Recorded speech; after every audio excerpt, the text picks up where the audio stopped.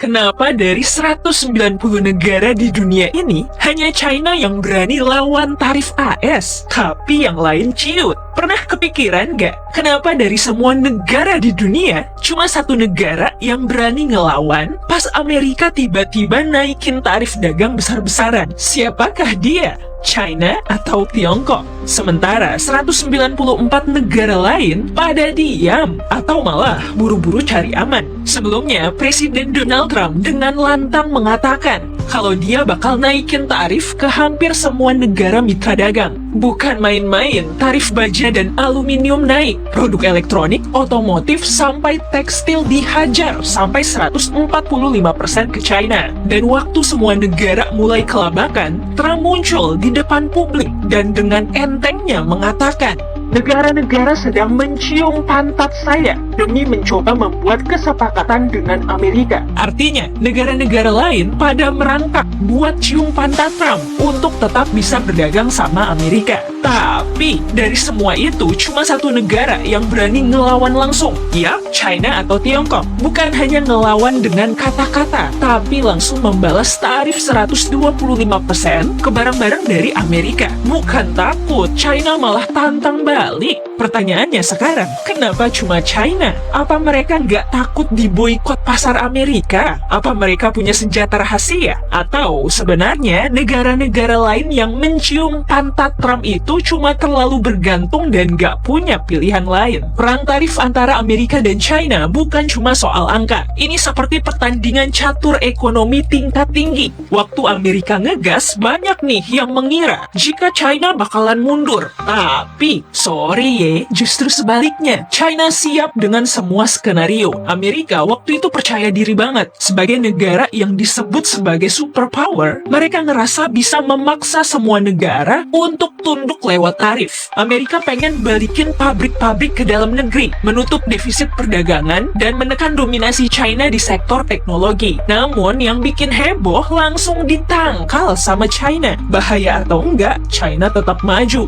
Jika dilihat dari peta ekonomi global, banyak negara sebenarnya juga kena getahnya. Kanada, Meksiko, Uni Eropa, Jepang, bahkan negara-negara berkembang di Asia dan juga Afrika. Mereka semua dapat jatah tarif, tapi mayoritas dari negara-negara tersebut memilih untuk negosiasi diam-diam. Beberapa memberikan konsesi, dan sebagian lagi cuma bisa ngeluh ke WTO. Kenapa mereka nggak berani lawan? Jawabannya, ketergantungan. Banyak negara sangat bergantung ke pasar Amerika. Kalau mereka balas tarif, bisa-bisa produk mereka dikeluarin dari pasar Amerika. Investor minggat, dan ekonomi langsung goyah. Contoh aja Meksiko, mereka sempat kena tarif, tapi akhirnya tunduk dan merevisi perjanjian perdagangan NAFTA menjadi USMCA sesuai permintaan Amerika. Beberapa negara-negara di Eropa juga memilih jalur diplomasi. Mereka terlalu takut hubungan dagang dan militer jadi terganggu. Bahkan banyak negara yang bisa dibilang punya ekonomi kuat pun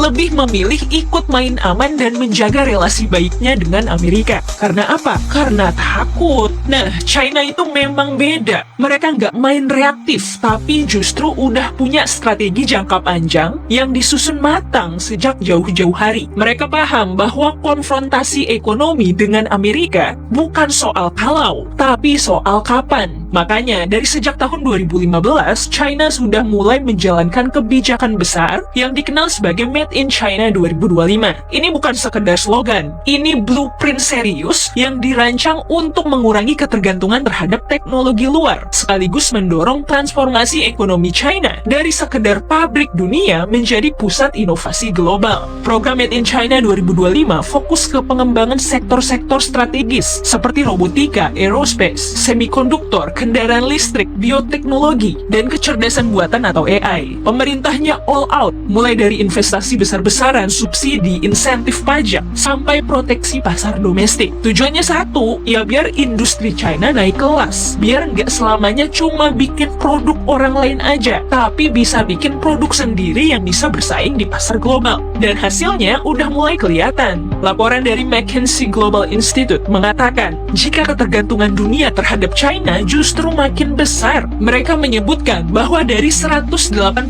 kategori produk industri global, lebih Lebih dari 70% bergantung pada supply chain dari China. Artinya, waktu Amerika mulai mainin kartu tarif dan hambatan dagang yang kebakaran jenggot duluan justru perusahaan-perusahaan Amerika sendiri. Karena pasokan mereka jadi terganggu dan biaya produksi juga jadi naik. Tapi bukan cuma itu kekuatan China. Mereka juga punya cadangan finansial raksasa. Menurut data resmi dari People's Bank of China, per 2024 aja, cadangan devisa China mencapai lebih dari 3 triliun dolar AS, menjadikan China negara dengan cadangan devisa terbesar di dunia. Angka ini bukan cuma buat pajangan, ini jadi tameng kuat kalau-kalau nanti ekonomi global terguncang ataupun perdagangan melambat. Mereka bisa intervensi pasar, stabilkan nilai tukar yuan, atau mendorong konsumsi domestik dengan stimulus tanpa harus ngutang ke luar negeri. Dan di saat banyak negara lain pada panik kalau neraca dagangnya goyang, China bisa tetap tenang karena mereka punya uang dingin yang cukup untuk menjaga stabilitas ekonomi nasional. Ini juga alasan kenapa selama perang dagang berlangsung, nilai tukar yuan gak kolaps. Inflasi tetap terjaga dan pasar domestik tetap hidup. Kekuatan cadangan devisa ini bahkan diakui loh oleh IMF dan juga World Bank yang berkali-kali menyebut China sebagai salah satu dari sedikit negara yang bisa menghadapi tekanan eksternal dengan cukup kuat.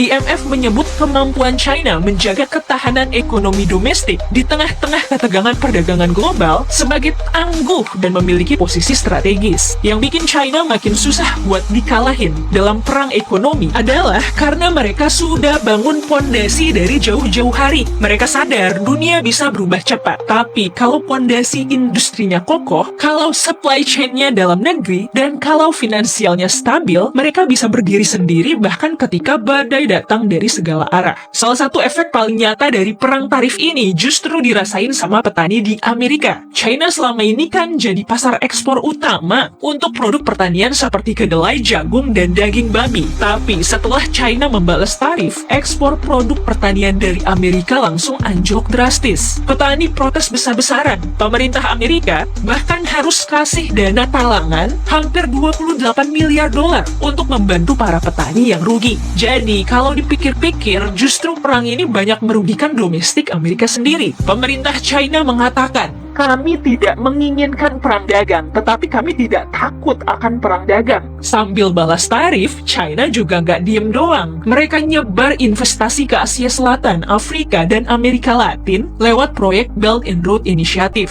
Mereka juga mulai jaga hubungan dagang dengan Eropa dan Asia Tenggara. Mereka bikin strategi cadangan. Jadi, meskipun pasar Amerika terganggu, ya mereka udah punya alternatif. Satu hal yang jelas, China mengajarkan ke dunia bahwa kemandirian ekonomi dan keberanian mengambil risiko itu penting. China nggak panik waktu kena tekanan. Justru disusun ulang semua strategi jangka panjangnya. Mereka tetap jalan, tetap bertahan, dan tetap bangun. Sementara itu, Amerika juga menghadapi tantangan. Meski tarif bikin tekanan ke China, tapi juga bikin tekanan ke pelaku usaha domestik Amerika. Harga barang naik, biaya produksi naik, dan banyak perusahaan yang akhirnya mencari negara alternatif buat produksi. Tapi nggak mudah mencari pengganti China. Trump sempat berbangga waktu mengatakan, kita memenangkan perang dagang. Tapi laporan dari National Bureau of Economic Research menunjukkan bahwa konsumen Amerika lah yang justru paling banyak menanggung beban tarif, bukan China. Karena perang tarif ini lebih dari sekedar adu angka. Ini adu mental, adu visi jangka panjang.